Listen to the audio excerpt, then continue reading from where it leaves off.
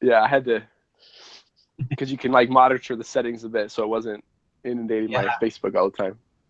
All right, guys. So we are live on the air, and we are here to talk about Star Wars Rogue One. We did in the past. We did a lead up all the way to Star Wars: The Force Awakens, and we did a kind of a chat about that one. And so it's been a year, and we're excited to talk about more Star Wars. Very excited. Do you want to do a quick introduction of everyone? Yeah, let's do it. Okay, so I'll start. And I think before we got on, we mentioned we wanted to do a brief tribute to Carrie Fisher, who, as we all know, passed away last week. So, anyways, my name is Thomas Olson. I'm from Mesa, Arizona, and so so we were talking about our favorite Princess Leia moments. So one of my favorites, I think, is probably in Return of the Jedi, when after she gets shot and the like the stormtroopers walk up and they tell Han and her to freeze, and she pulls her guns out like secretly, and they have that reverse dialogue from Empire Strikes Back, and she ends up saving Han. I think that was a really cool moment.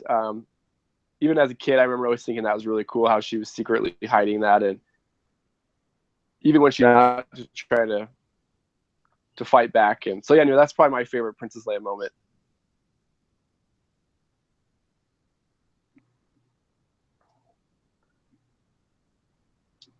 Did we lose Matt's audio again? Oh, Looks like it.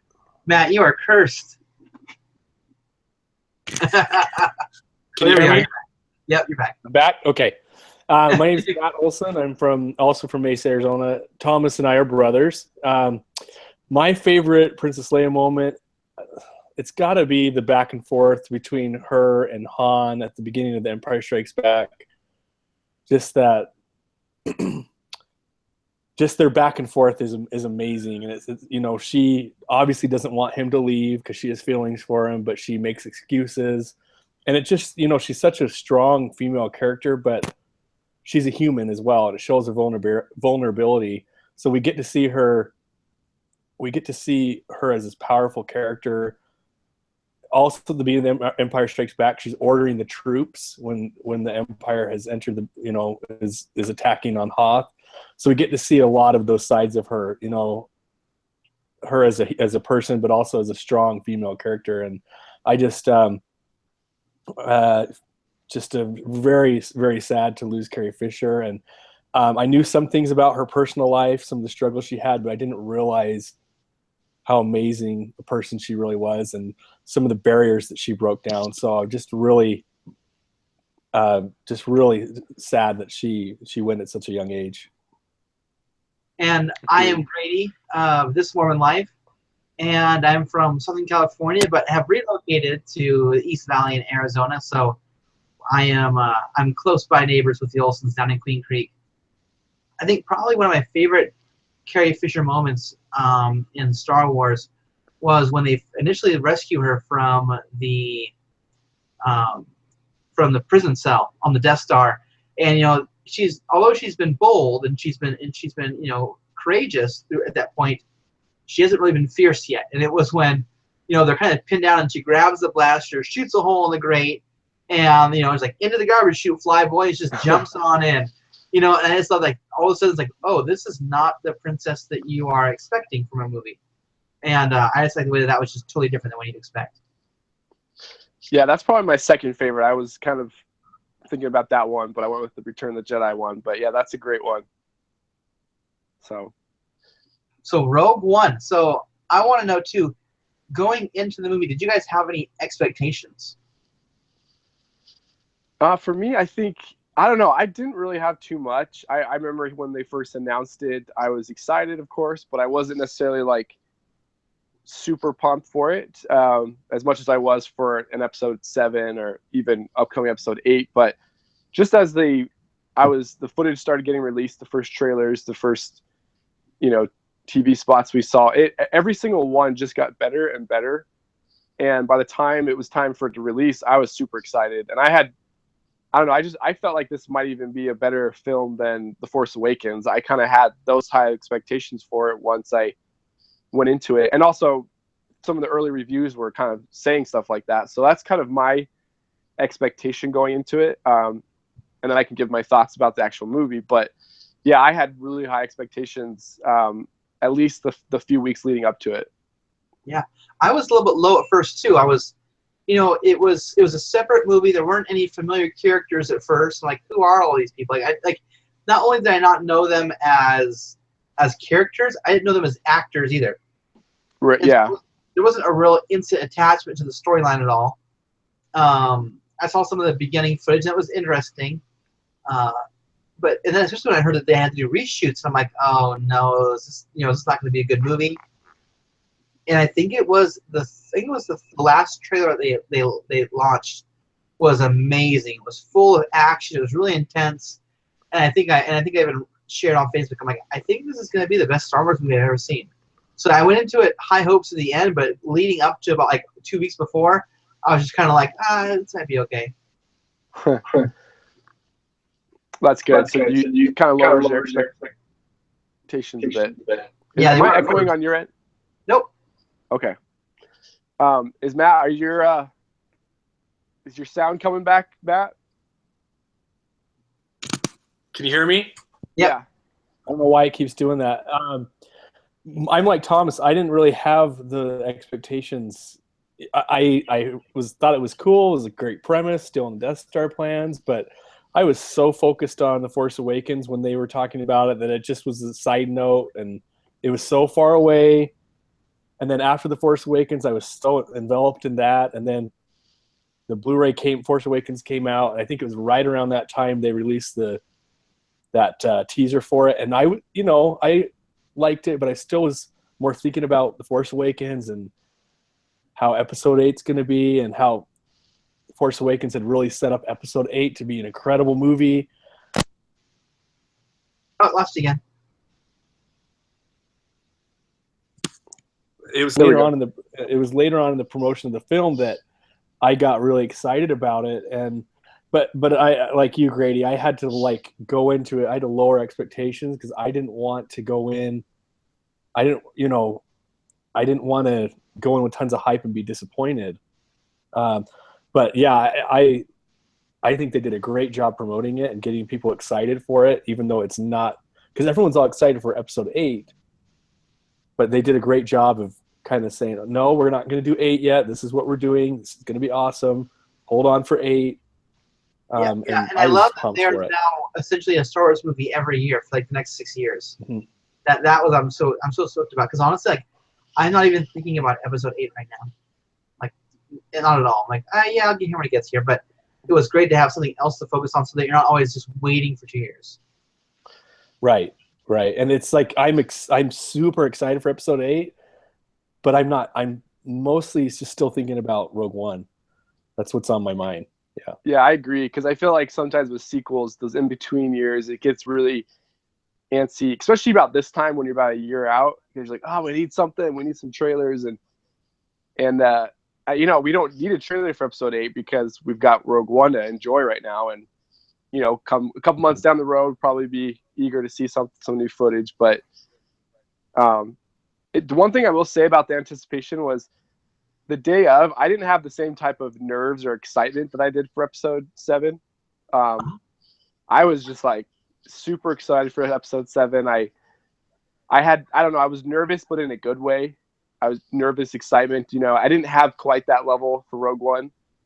But still, I was just more looking, this is going to be a Star Wars movie. I'm sure I'm going to enjoy it. So, I also think about Episode 7, it was about 10 years since we had a Star Wars film. We had fill-ins. We had the Clone Wars cartoon, and Rebels had started at that point, but we hadn't had a real Star Wars film since the prequels. Yeah, so I'm sure that played into that as well. But so what I thought it might be good now. Maybe we just go around and each give our first impressions. What did you guys think of the movie?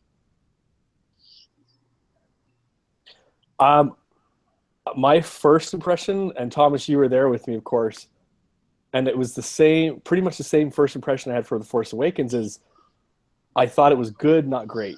I really enjoyed it. But I left wanting, and I wanted more, but I've seen it several times since, and I love it. And my third viewing was my favorite viewing. Third time I saw it was Force Awakens. My second viewing was my favorite. For this, my third viewing was my favorite, and the more I see it, and the more I get to soak in the details, the more I appreciate the music and things like that. So I loved it, especially my second and third viewing, and I'm looking forward to seeing it more. I was almost the opposite. So the first time I saw it, I loved it. I was just like so amazed. I came out like, this is probably the best Star Wars movie I've seen. Like that was like my title of the blog of the video that I did, the video review was, I think this is the best Star Wars movie I've ever seen. Now as time has gone on, it's kind of I've seen it also 2 more times, and so it waned a little bit, but still, like I still love it. It's still probably in my top 3s. Mm-hmm. Yeah, I think I was a little bit like Matt a bit. I think it was more just the first half hour or so where I was kind of like, okay, where's this going? It was just bouncing around quite a bit, and there were so many new characters to get introduced to. That was a little, I don't know, it was just kind of, okay, I don't know how I feel about these characters yet.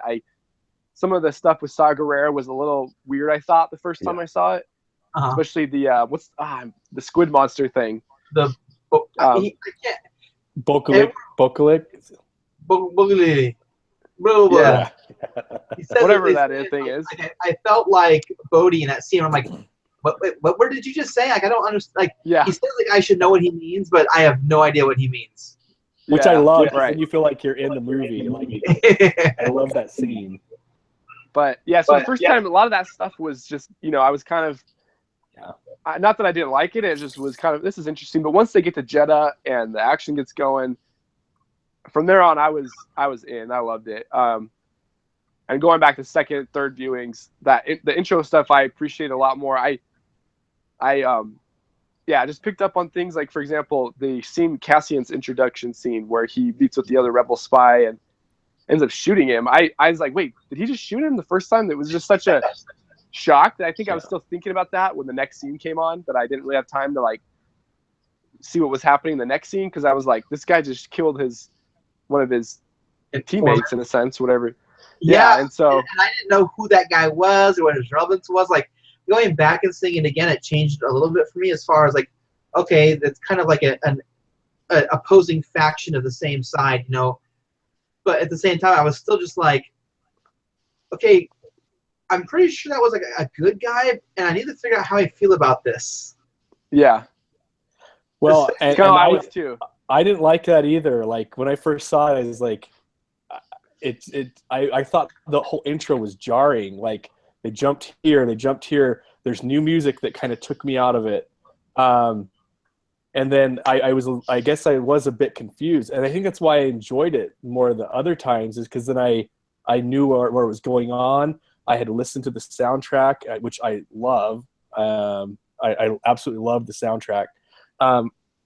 But the first time I saw it, I think there's some things that were jarring to me that took me out of the movie, and that just the pace that they went at the beginning kind of it seemed to me like the editing was off. But going back and watching it now, I love it. It's like I love the intro. But even the first time I saw it, like Thomas said, the ending is incredible. The space battle and Vader and everything.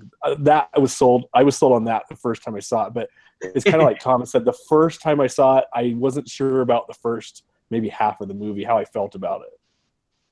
And those beginning scenes were actually a lot of those were things added on that weren't there in the original. Yeah, it was just going to start out them being a lot of the reshoots.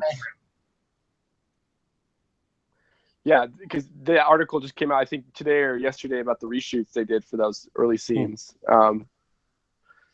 Yeah, I think, like Matt was saying too, the third act I think is probably one of the best third acts in a Star Wars movie. In a lot of action adventure movies that I think in general, it's the way it is edited, I thought was really well done. Just how you're with each group of characters for enough time to get invested, but then you are able to jump back to the tension. I don't know. It was great. I loved it.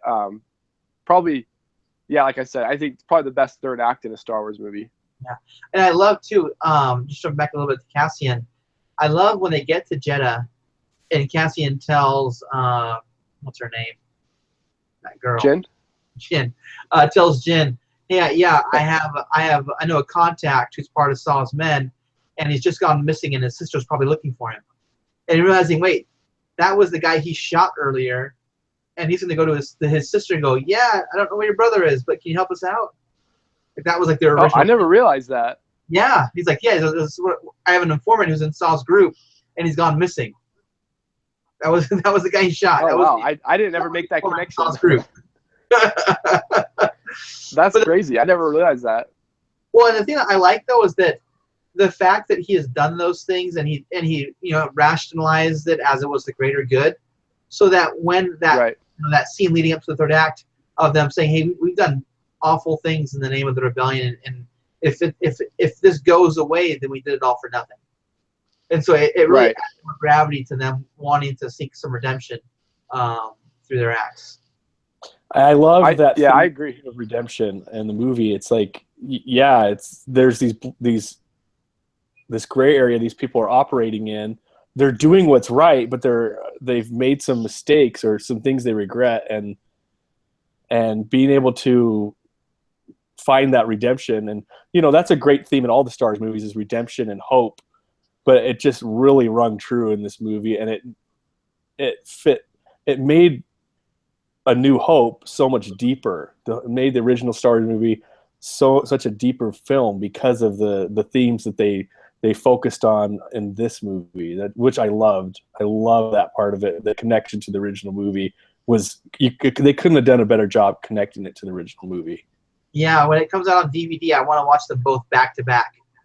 Just watch one and go right. Even just skip the opening crawl, just go to hyperspace and then shot of the Death Star.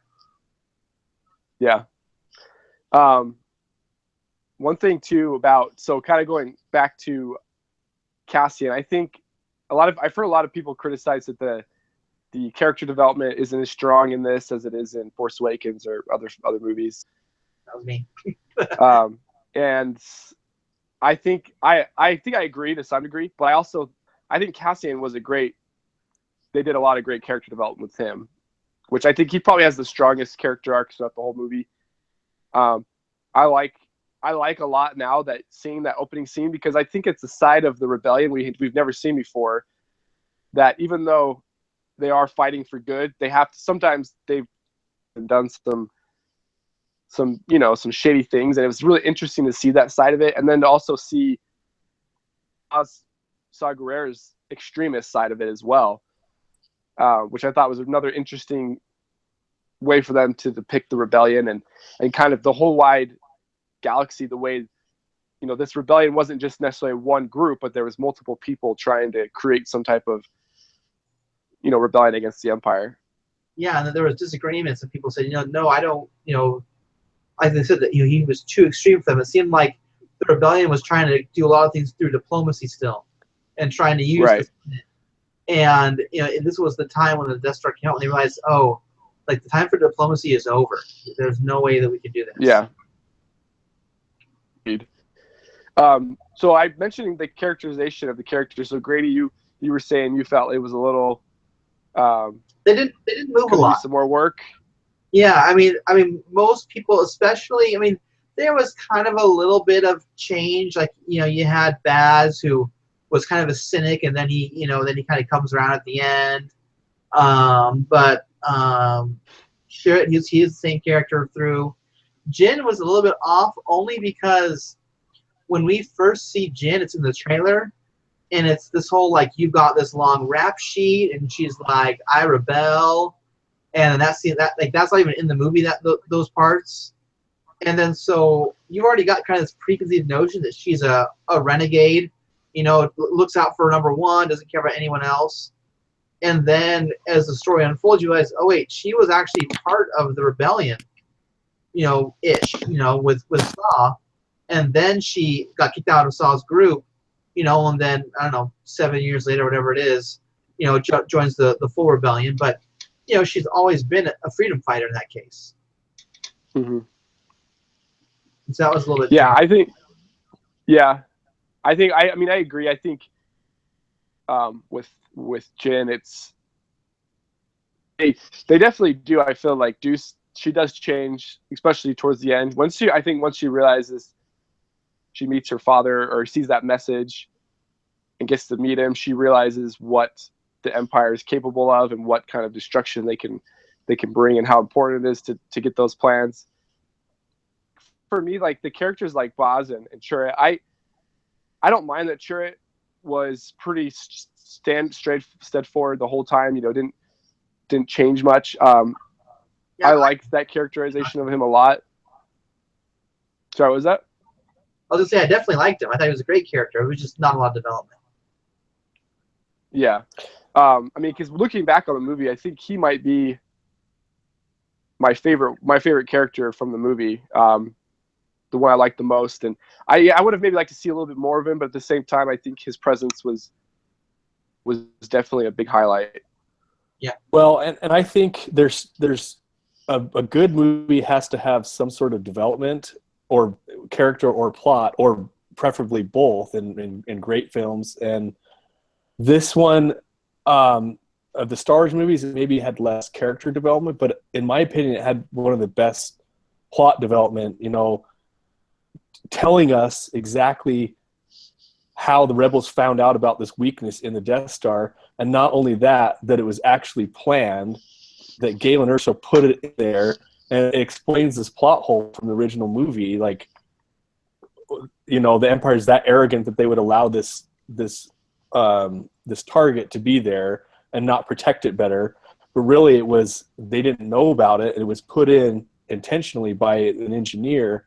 And so I think the story and the development, what it lacks in the character development, which it doesn't have great character development, especially compared to the other Star Wars movies.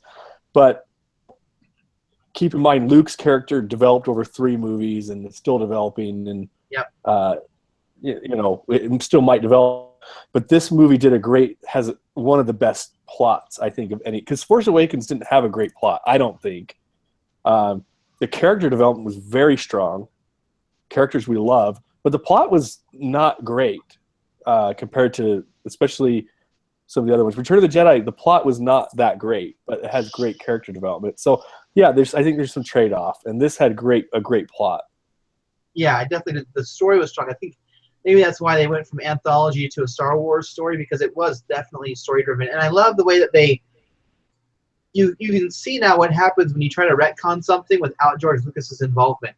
It's no longer, oh yeah, what I told you was true from a certain point of view, but it's like an actual believable subplot to say, hey, remember that flaw in the Death Star? Here's how it got there. And you're like, that makes perfect sense. Okay, because that was always a joke. You know, it's like, why would they build some exhaust port that led all the way down to the reactor and make that a vulnerability? That's that. Like, you think they'd know that? And obviously someone did. It was the person who put it there. Mm-hmm. Right. Yeah, that's a good point. I think too, like the story for me, it was always engaging. You were always wanting to know what's going to happen next. I think one of the scenes that the first two times I saw it that didn't necessarily stand out to me as much as but the last time I saw it was the scene on the bridge in the rain when Galen Erso's death scene. I really liked that part of the movie. It added a different feel that I never had seen in a Star Wars movie. It was like almost like a spy thriller feeling to it. I don't know, like because you have the Cassian part, him, contemplating whether to assassinate Galen, and then you've got Jyn sneaking around, and then the stuff going on with Krennic, and so I just thought that was a really cool scene that something we had never seen in Star Wars. Yeah, and that's what I love about the new spin-off movies, the Star Wars story films, is this is a war movie and a spy movie and like an action movie. There's a little bit of James Bond in it. It's a heist movie. Whereas most of the movies are space fantasy, just pure space fantasy.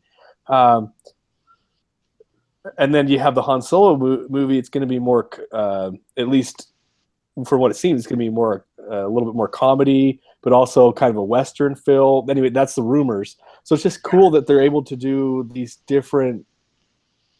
The Star Wars universe is huge, and the original movies, they're space fantasy, and then you get a little bit of Western, a little bit of war movie. But this was pretty much a war/spy movie, and so we're gonna get like a genre film in the Star Wars universe, which I love. I think it's awesome. Yeah, the thing about these anthologies or these Star Wars stories, you got a lot of flexibility with kind of the method of storytelling they want to use. It doesn't need to be all within the same vein of a saga. This is just something of a one-off story, and it can be a little bit different. It depends on the character it's about. Right. What did you guys think about the Easter eggs, I guess, or just the callbacks, the fan service stuff throughout the film? Did you think it was done well, or do you think there was some that was maybe too much? Or there were some that were pretty on the nose, especially like on Jeddah. Right. I think there's like 3 of them, and I think like there's no way that those 3 individuals got off that planet before that thing blew up. Like, it was too much, Like he runs into what was his name, Dr. something, and the Walrus dude. Dr. Ezvan and Ponda Baba. Yeah. Walrus Man, Ponda Baba. I was always like, why? I didn't like that. Yeah, I mean, it was clever, but it was just too much, Like, if you think about it, well, then they got to Tatooine in like what, a couple day? days maybe. Yeah. Days. 2 days. Yeah, I mean, that one, I think it kind of takes you out a bit from the movie for a second, kind of. Yeah. But going, like I said, second viewings and stuff, I didn't mind it just because I knew it was there. And yeah, me too. But I agree, though, it definitely is maybe a bit distracting. Yeah, the C-3PO and R2-D2, I didn't mind that. Well, the first time it kind of took me out a little bit, but I like that, though. I think it might have been better if their cameo was at the end on the blockade runner on Leia's ship. Yeah, they didn't need to be on the base. And they could have just been on the ship right there at the end and been good. Yep. Mm-hmm. I think I'm glad they're in it. They had to be in it. Yeah, I agree. I think they should have been.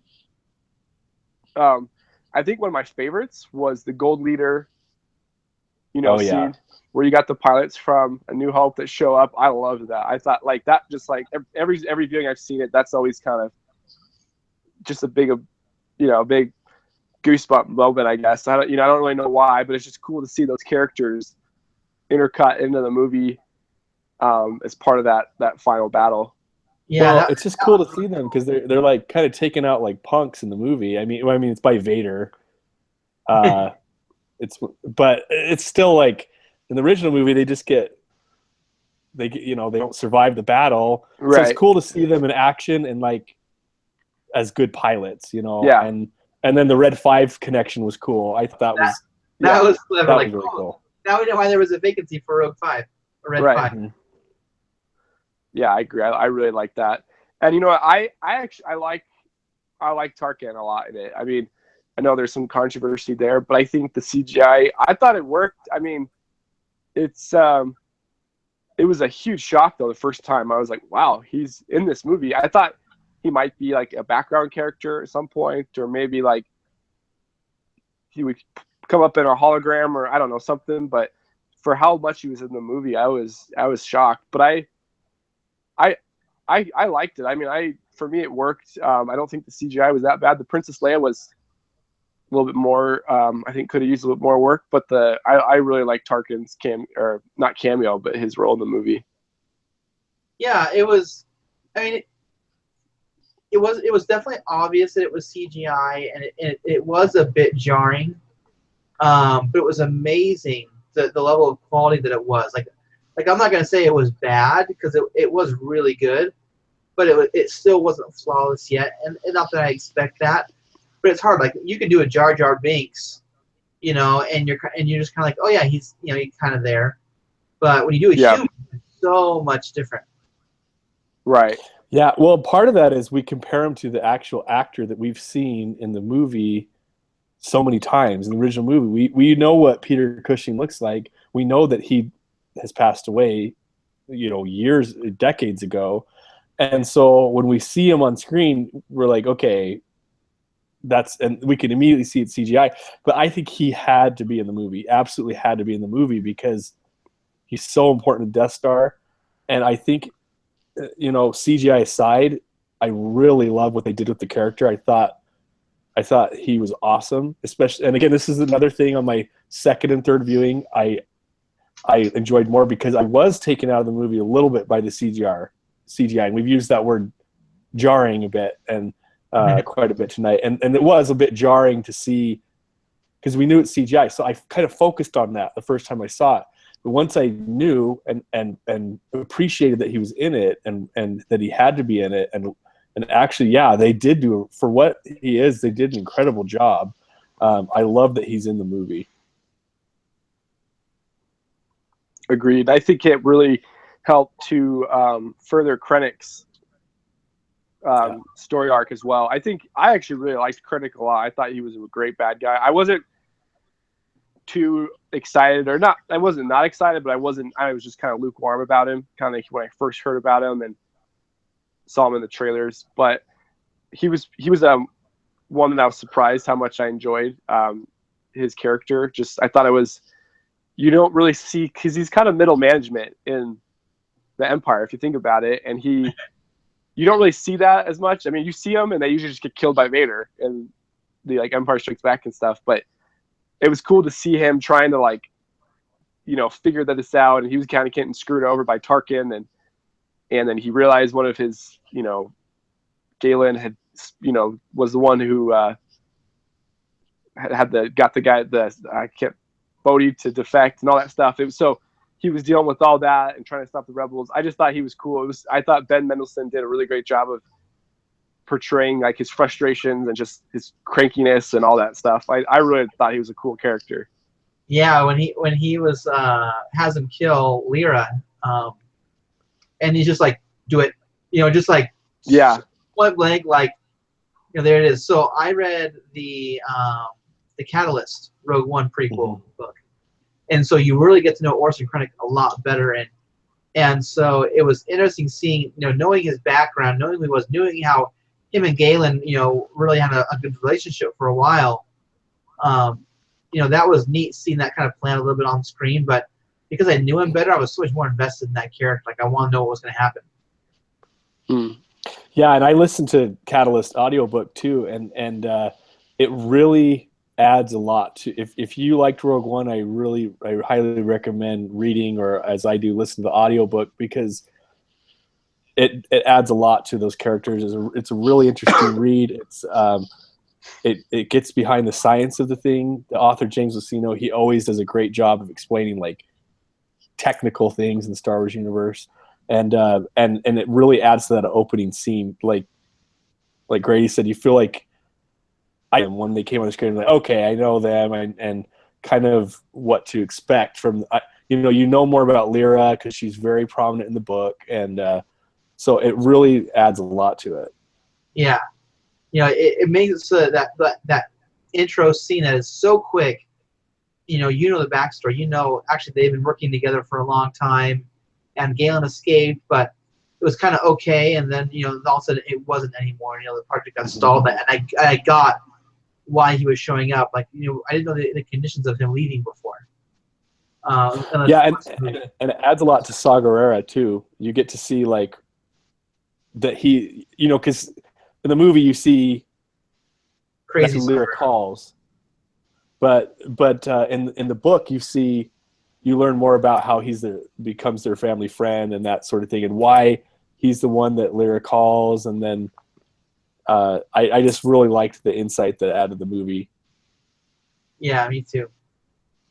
So one of the things that I was thinking about was the idea of the trailers, because we were talking about Krennic, and I wasn't sure if he was in die. I kind of thought he would, but kind of the thought I was going to have, especially with some of the trailers, was that he would die from Vader, like Vader would kill him for messing up.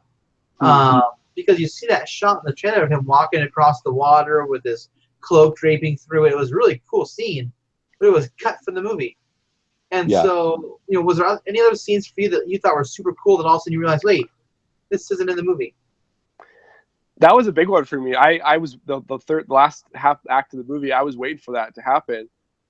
When he left, I'm like, oh, this is gonna be, because I agree that shot was beautiful in the trailer. I was like, wow, that is, and it just looked cool. But the other one, I think this is a pretty popular one I've seen, is the Jin walking towards the TIE fighter.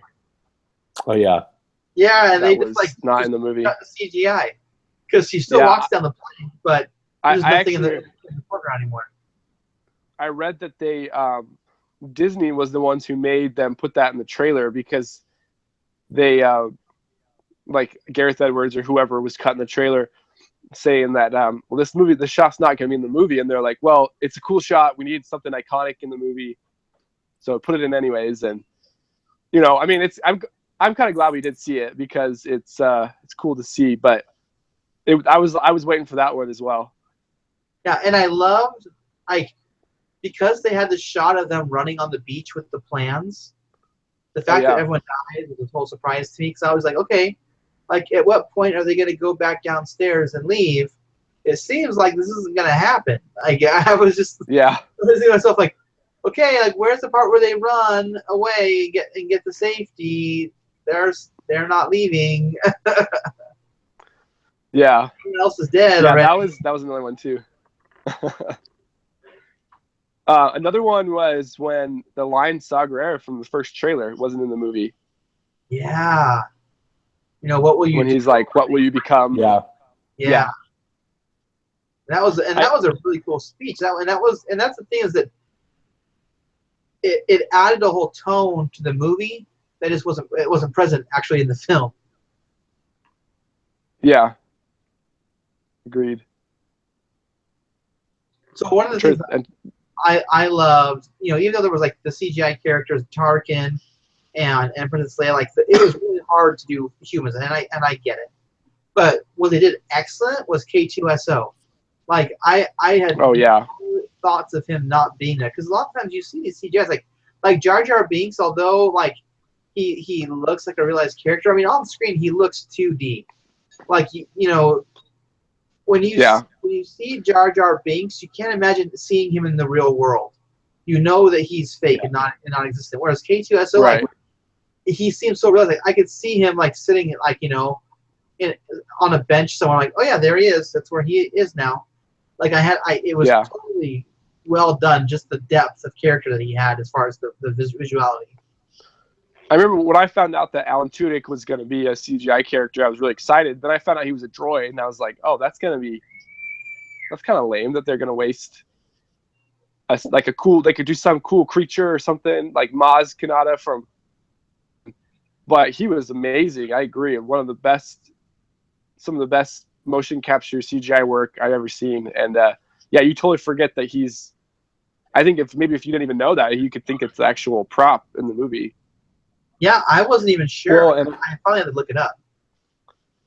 And I heard in the behind, like in one of the press conferences or something, they're talking about how they did his CGI, and they actually had him on set, like in some sort of cost. And I know they do this with other CGI, and I'm not explaining it very well, but the way they explained it was he was really there interacting with them, so that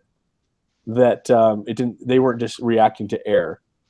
And acting on a green screen, but on stilts. Like he was there in the mocap suit, on stilts with like a little thing where the head would be, so they could look at the eyes. I mean, he was actually on scene, and he was super tall, up high, and so he was really there, and it was really cool.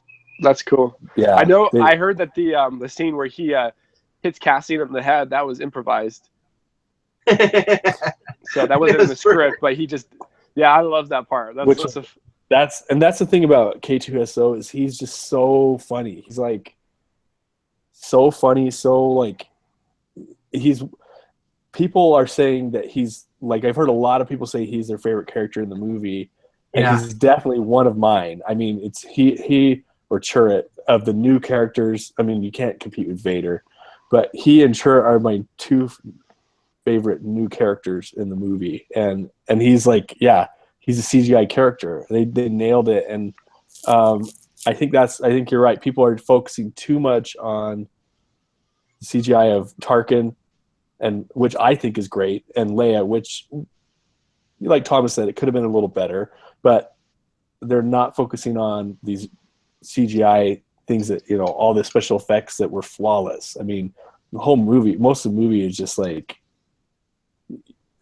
super like clean, and K2SO was just such an incredible character. He's hilarious, and just his sacrifice was you get emotional for a droid, and I thought that was awesome.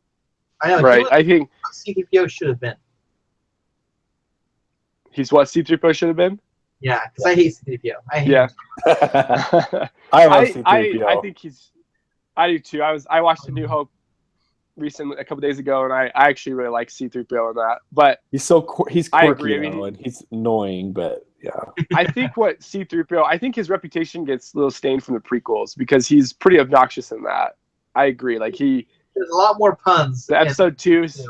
Oh yeah. The whole episode 2 Robot Factory is just that part, and he's fine in episode 3 because he's not in it a ton, But yeah, I think let's talk about maybe some of our favorite new characters. I know we've mentioned it, but I mentioned I love Chirrut, and I think Chirrut and Cassian were probably my 2 favorite characters from the movie. Just like I mentioned, Cassian had I thought the most interesting story arc, but Chirrut, I don't know, he was just the kind of person that I would want to be around, and I'd want to have a guy like him as a friend because he's so steadfast in his beliefs, and even if you don't necessarily agree or have the same belief system as someone like that, those are always, I feel like, good people to have because they, he seemed to just understand life in the galaxy and have a good perspective on things, and he was kind to the other people, and he was, he just seemed to kind of be the one to help motivate and to bring a good, positive vibe to everyone else. So I really like Chirrut a lot. Yeah, mine of course I just said was K2SO. I thought he was just amazing. I love the fact that they were just like, yeah, part of the reprogramming means that he can't, he has to say everything in his head, like he doesn't hold anything back. He has no tact, and so like the fact that he like says all the things like he's like I'm with you. Cassian says I have to. I just love all the one-liners that he has. And I think I'm really glad they explained it because I think I wouldn't have enjoyed him as much if he just was that way, and they didn't explain, and Cassian didn't explain the reprogramming. I think that him explaining that made him so much better because you wonder if all the Imperial versions of him are like that, and they're not. I lost you again. There you go. There we go. There you go. But the reprogramming makes him unique, because you see him as, well, we see several of him in the movie, the same droids as him, but he's unique because of the reprogramming. He has his own personality. Those other guys aren't like that, and I think that Walks different. They had to have that line. Like the ones were just like lumbering hulks, and he just kind of just cruising along. Let's go, guys. And so that was yeah. I love when he just shows up on Jedha. He's kind of there all of a sudden and catches the grenade, throws it, and then and then one of my other favorite lines is when I don't remember exactly what this is, when they're leaving Yavin at the beginning, and he's like, "It's high. It's very high," just like his the odds of something. What do you think the odds are here that she's going to shoot us? Yes, that's what it is. Yeah, I love that. I don't know. It's so funny. Well, he's really high. He's by far the funniest part of the movie. We already mentioned, or Thomas, you mentioned Chirrut. Chirrut is my favorite new character, and then K2SO, and then Cassian. But Chirrut is also really funny. Like when he has some really like light moments that I really liked, and like you said, he's just a positive person to be around. But they put that mask on him, and he's like, I'm blind. Why are you thinking? Why don't you do that? Like, and we were at the movie with Thomas. Why don't you tell about your father-in-law? Yeah, so we were with my father-in-law was there, and he's not a big Star Wars guy, and so I was kind of like, oh, is he enjoying this? You know, is he liking this movie? And he kind of chuckled at a few K2's moments, but he let out a big laugh at that, and like super loud, like I felt like the whole theater could hear it. But it's funny though, because the way he laughed, because my wife wasn't able to see it with me the first time, but when I saw it the second time, we saw it, and she laughed almost the exact same way as her dad, which, so anyways, it was kind of funny. But I think this movie has so many moments like that, and you know, obviously Force Awakens making a lot more money than Rogue One, though Rogue One's making a lot of money. I think this movie is flying under the radar for a Star Wars movie, even though it is making tons of money. And the reason, you know, it has so many good characters, like, and funny moments, light moments, and it's such a serious movie. It's a sad movie, but there's so many happy, positive things to look in the movie.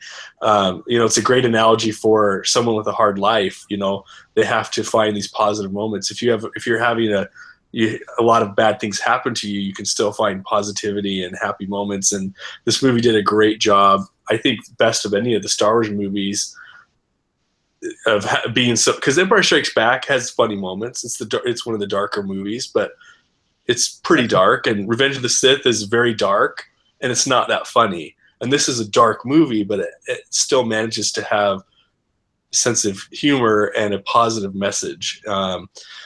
Anyway, I kind of got off the topic, but with characters, but I think Chirrut brings that positivity and that humor. K2SO.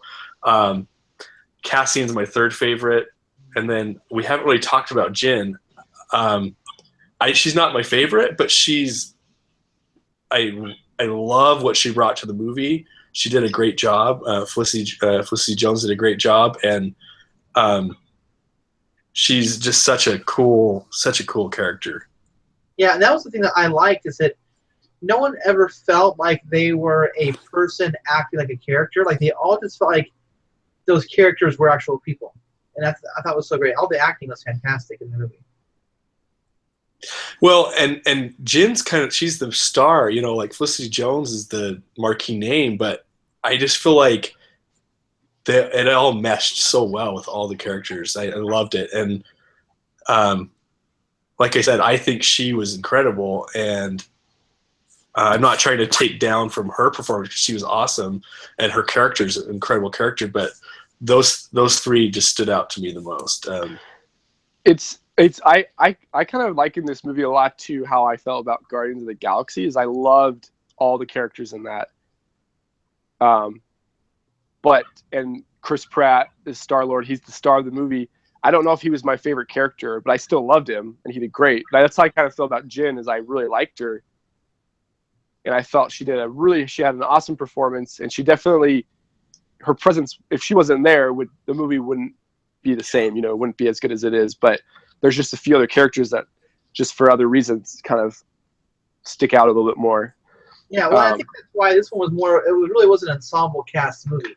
Like, I think everyone really held their own. You know, as far as our main, you know, cast goes. Agreed, and I think, kind of just going back to her performance, though, I feel like where her performance really shined to me and got to me was the scene when she's seeing the hologram of her dad, and she gets really emotional because she's such a hard character before that. She's very, you know, like you're kind of describing, Grady. And for me, that was just a really good moment for Felicity Jones to show what kind of actress she can be, to be able to show both of those sides. But to me, that's actually, I feel like, where I got the most invested as well in the movie, was through that performance where she's, you know, tearing up a bit, and you know, seeing her father, who she didn't really know. He could have been, I think in her eyes, she thought he might have been a traitor at that point, and to see that and was trying to do his best. So I really love that scene a lot, in her performance there. Well, that's one of the best scenes in the whole movie, because it's, number one, you get to see her emotions, You see her watching her dad, and there's just such a deep emotional connection. And then, of course, that's when we learn that Galen actually planted the flaw in the system, which like blows your mind as a Star Wars fan. But you have her emotion, you have that revelation by Galen, and then meanwhile you have them on the Death Star. You have Krennic and Tarkin preparing to destroy the city. So that is just a heavy hitter of a scene. That's one of my favorite scenes in the movie. And that might be a good point to wrap up on, is maybe some of our favorite scene for the movie. The movie that you said, oh, I now love this film. So we got about just a few minutes left here. Favorite scene. So I agree with Matt. That's one of my favorites. Another really awesome scenes. I love the fight on Jeddah. That battle in the streets. It's like guerrilla warfare. I just thought it was so cool seeing all the guys just pop out of the corners and streets, and then the Empire brings in their chicken walkers and just kind of destroys them from there. I thought that was just a really cool, intense battle that really grabbed me and brought me into the movie. I'm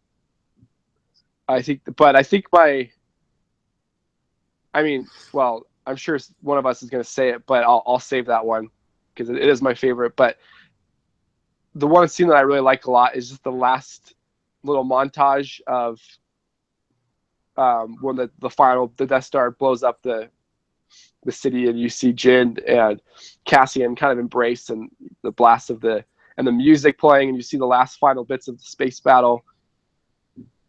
And that the music was really, that especially in that scene, was very different from anything we've heard in a Star Wars movie.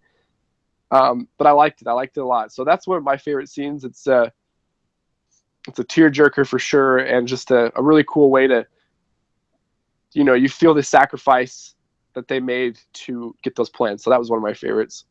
Yeah, and for me, just that was like, that sequence was my favorite. The sequence of the plans went up, and then Raditz, Admiral Raditz is just saying like, "Hey, we have them." They upload them, they get them, to the troops. They're trying to run to the blockade runner, and then of course Darth Vader gets there, and starts cutting people to pieces, and that was cool. And then they get it to the door, and they run it through, and then they finally get it to Princess Leia, who we see like just that whole chain of custody sequence was just so well done. Like, you were engaged the entire time that was happening. Like, what is going to happen next? Even though you kind of knew what was going to happen, like, all of a sudden they get handed to Princess Leia, like, oh, that is where we are. Yeah. There are so many good scenes. It's so hard to pick scenes right now. We talked about the one on Jeddah with Jyn and Galen. I love when the Hammerhead cruiser crashes into the Star Destroyer, which crashes into the other Star Destroyer. But the very end scene. The space battle was my favorite one since Return of the Jedi. If not, it's probably I even like it better than probably even Return of the Jedi one, which is I think is the best space battle in the Star Wars movie.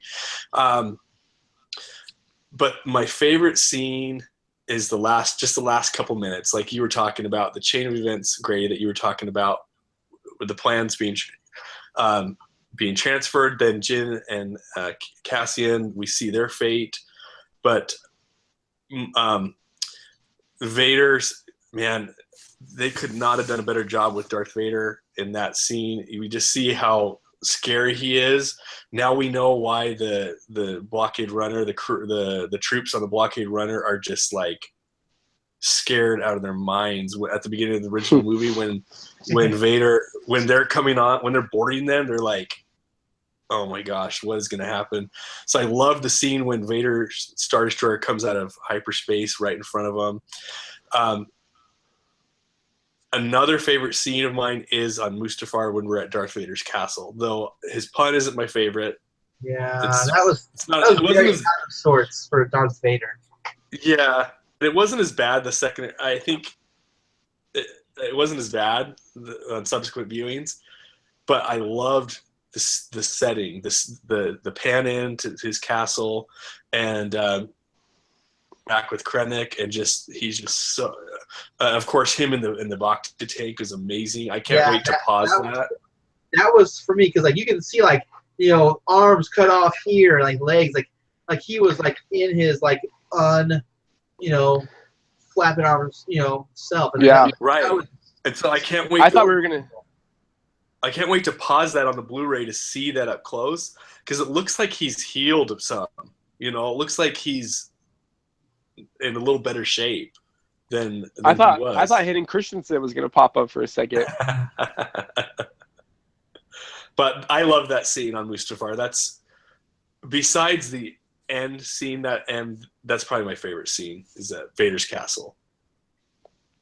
All right. Well, awesome, guys. Well, this was a lot of fun. Already last minute. It was.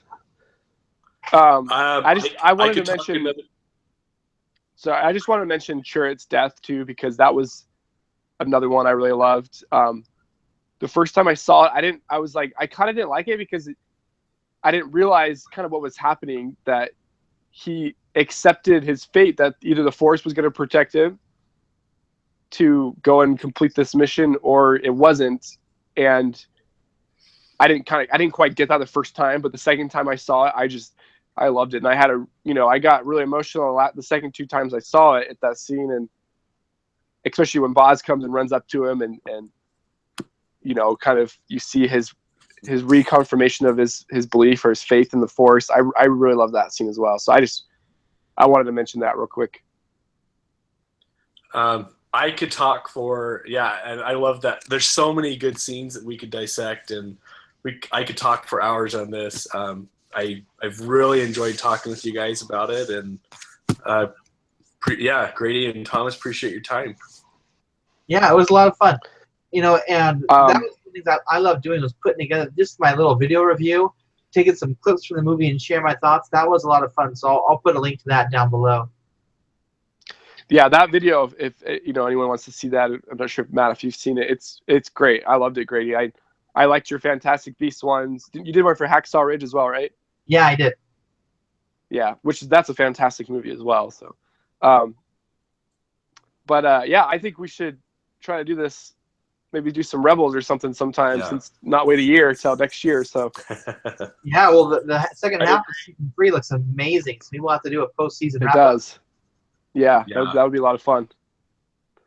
All right. Well, perfect, guys. You guys have a good night. Yeah, you too. Hey, you Thanks. too. Thanks. All right. Talk bye, to you guys. guys later.